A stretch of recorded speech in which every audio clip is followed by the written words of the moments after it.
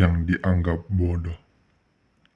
Saya seorang mantan guru sekolah musik dari Des Moines, Iowa.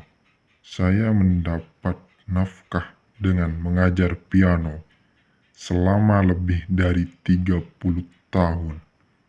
Selama itu, saya menyadari tiap anak punya kemampuan musik yang berbeda, tapi saya tidak pernah merasa telah menolong walaupun saya telah mengajar beberapa murid berbakat. Walaupun begitu, saya ingin bercerita tentang murid yang tertantang secara musik. Contohnya adalah Robby. Robby berumur 11 tahun. Ketika ibunya memasukkan dia dalam les untuk pertama kalinya, saya lebih senang kalau murid, khususnya laki-laki, mulai ketika lebih muda. Saya jelaskan itu pada Robby. Tapi Robby berkata, ibunya selalu ingin mendengar dia bermain piano. Jadi, saya jadikan dia murid. Robby memulai les pianonya, dan dari awal saya pikir dia tidak ada harapan. Robby mencoba, tapi dia tak mempunyai perasaan nada maupun irama dasar yang perlu dipelajari. Tapi dia mempelajari benar-benar tangga nada dan beberapa pelajaran awal yang saya wajibkan untuk dipelajari semua murid. Selama beberapa bulan, dia mencoba terus dan saya mendengarnya dengan ngeri dan terus mencoba menyemangatinya. Setiap akhir pelajaran mingguannya, dia berkata, ibu saya akan mendengar saya bermain pada suatu hari. Tapi rasanya sia-sia saja. Dia memang tak berkemampuan sejak lahir. Saya hanya mengetahui ibunya dari jauh. Ketika menurunkan Robby atau menjemput Robby, dia hanya tersenyum dan melambaikan tangan, tapi tidak pernah turun. Pada suatu hari, Robby tidak datang lagi ke kelas kami. Saya berpikir untuk menghubunginya, tapi karena ketidakmampuannya, mungkin dia mau les yang lain saja. Saya juga senang dia tidak datang lagi. Dia menjadi iklan yang buruk untuk pengajaran saya. Beberapa minggu sesudahnya saya mengirimkan brosur ke tiap murid mengenai pertunjukan yang akan dilaksanakan. Yang mengagetkan saya, Robby yang juga menerima brosur menanyakan saya apakah dia bisa ikut pertunjukan itu. Saya katakan kepadanya, pertunjukan itu untuk murid yang ada sekarang, dan karena dia telah keluar, tentu dia tak bisa ikut.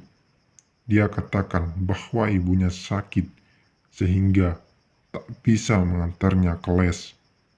Tetapi dia tetap terus berlatih. Bu Hondrov, saya mau main. Dia memaksa. Saya tidak tahu apa yang membuat saya akhirnya membolehkan dia main di pertunjukan itu. Mungkin karena kegigihannya, atau mungkin ada sesuatu yang berkata dalam hati saya bahwa dia akan baik-baik saja. Malam pertunjukan datang. Aula itu dipenuhi dengan orang tua, teman, dan relasi.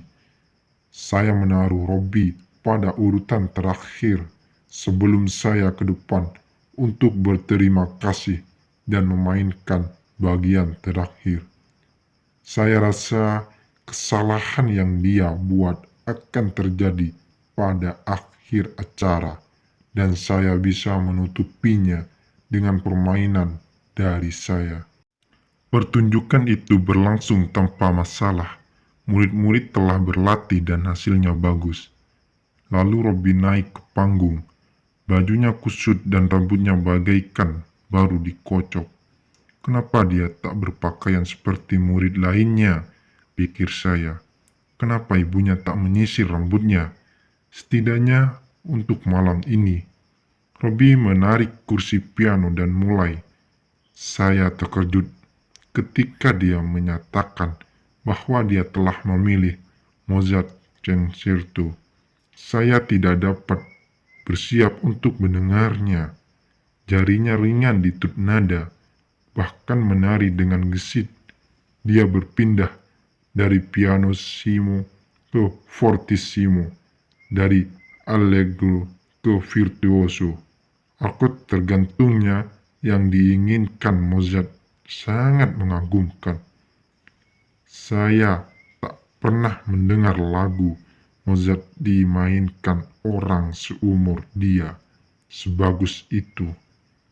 Setelah 6,5 menit, dia mengakhirinya dengan crescendo besar dan semua terpaku di sana dengan tepuk tangan yang meriah. Dengan berlinang air mata, saya naik ke panggung dan memeluk Robbie dengan sukacita. Saya belum pernah mendengar kau bermain seperti itu, Robbie. Bagaimana kau melakukannya? Melalui pengeras suara, Robbie menjawab, Bu Hondorf, ingat saya berkata bahwa ibu saya sakit. Suasana hening sekali, lalu ia melanjutkan kalimatnya. Ya, sebenarnya dia sakit kanker dan dia telah wafat pagi ini. Dan sebenarnya dia tuli sejak lahir. Jadi, hari ini dia pertama kali mendengar saya bermain. Saya ingin bermain secara khusus. Tidak ada satupun mata yang kering malam itu. Ketika orang-orang dari layanan sosial membawa Robbie dari panggung ke ruang pemeliharaan, saya menyadari, meskipun mata mereka merah dan bengkak, betapa hidup saya jauh lebih berarti karena mengambil Robbie sebagai murid saya. Tidak, saya tidak pernah menjadi penolong, tapi malam itu saya menjadi orang yang ditolong Robbie.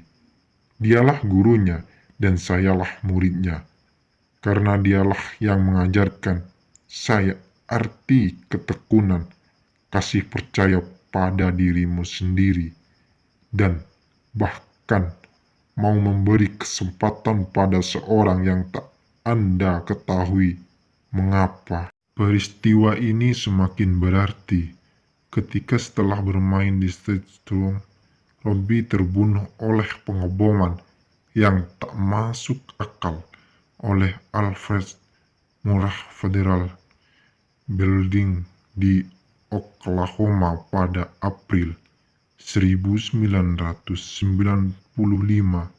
ketika dilaporkan dia sedang main piano.